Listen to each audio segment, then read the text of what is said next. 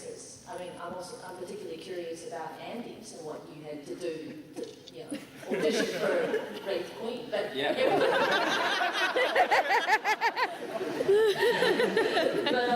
That's pretty much it. I'm curious as to the trials or perhaps the ease with which you got your roles. No, you go. Oh, okay, no, go. I want to hear about the radio. I did it. Actually, so they had the breakdown came out that they were looking for this character, and it was really a lot of the special skills that I have that got me in the door. But yeah, they said the character's gonna look like this, and so I pulled out I was Barbie the Halloween before, so the audition I walked in with Pamela Anderson hair. Great. Yeah, and then I had the sides and put it up, and I was really lucky, booked it right off tape. They were like, okay, that's the one. But what was really awesome for me was when I went to have the prosthetics, they do like a cast, like a head cast, and which is awesomely fun. It's like dunking yourself in hot oatmeal and not reading. It's like breakfast with my son. Yeah. And yeah, exactly. So when I went, they gave me a watercolor that one of the artists had painted well before casting even started, and minus the gills and the extremely high cheekbones, it looked very much like me. So I thought it was pretty cool. So I actually still have that, and so it was kind of neat. I'm like, oh, it kind of looks like me. So I think that's really what won them over, and then sealed the deal.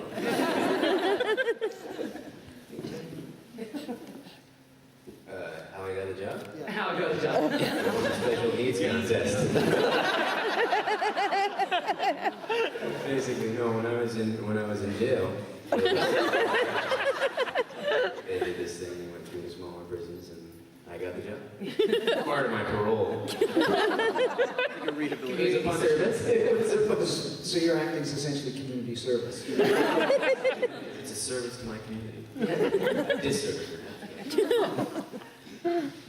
I got a call from my agent. Said they're auditioning for the part of this computer expert on Stargate, the series, and it may be a recurring role. So rent the movie, watch the movie, and so I did. And the guy that I was supposedly modeled after wore like a Hawaiian shirt, and his character choice was like he was like this computer expert who helped open and close the gate.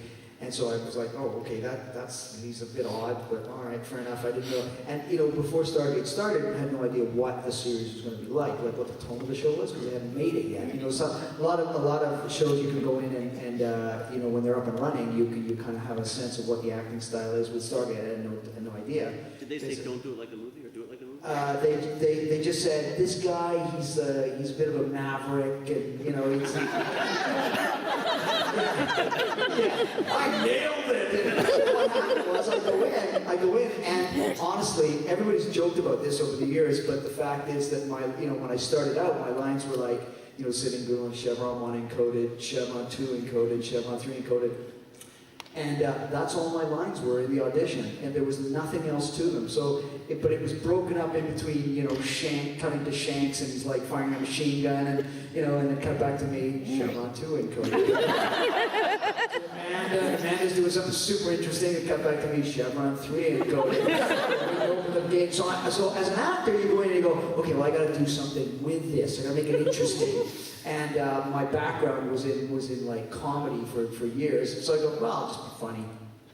And I go in, and do you know the director Mario has a party? Yes, party. Yeah, Mario. Just fucking shoot it! I don't fucking know! Nuts. This guy is insane, right? The loveliest guy. So I walk into the audition, and Mario's there, and I didn't know Mario was directing it, and I had worked with him on Outer Limits like about a month ago. Before that, I'd done some little scene. You like me? And he goes, hey, it's you! Oh, you're going to be perfect! That's what you want to hear when you walk into an audition. Every time shot you, you're perfect. So I go, okay, this is gonna be great. So we start doing the audition, and so they're reading with me, and I go, Chevron unencoded, blah, blah, blah. You cut the thing, then the casting person just reads the lines of the other the description, and then I go, Chevron 2 encoded. Chevron 3 encoded. Chevron 4 encoded. And I'm trying to make something out of it. By the time I get to Chevron 7, I'm Jerry Lewis. I literally go, Chevron 7 locked! That's how it goes. I went from Chevron 1 encoded to Chevron 7 locked! And I look over at Brad Wright and Greenberg, they're all on the table like this. Just killing themselves laughing, and Mario, and the audition ends, and Mario goes, "Oh, Chief, that was great, but you know, not that big." He says this as he's closing the door, and I go, "Thanks a lot." Oh my God, I screwed it up! But then I got called back and got the part, so that was called fun. you back? They called me back.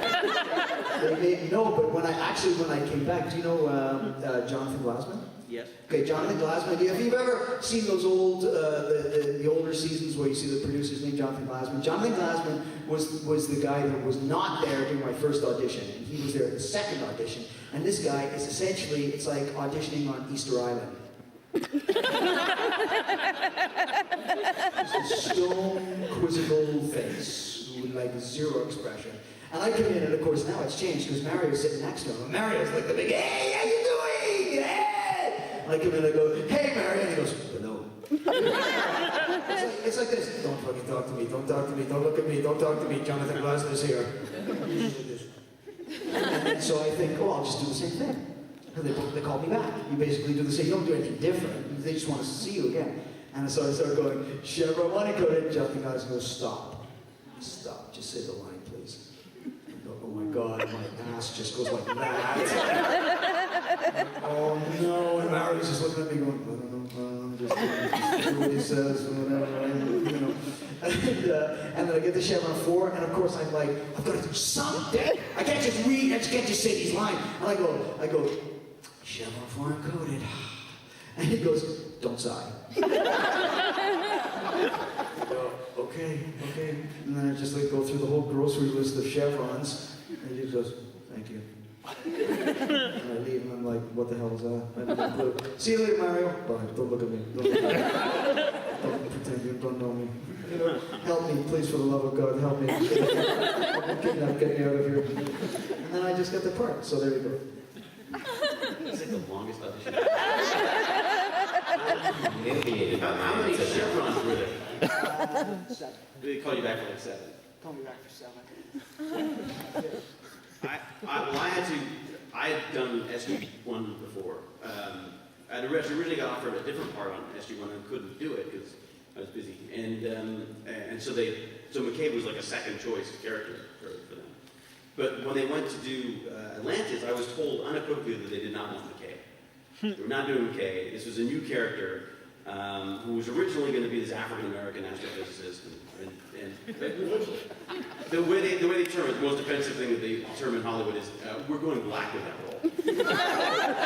They thought it was an Afrophysicist.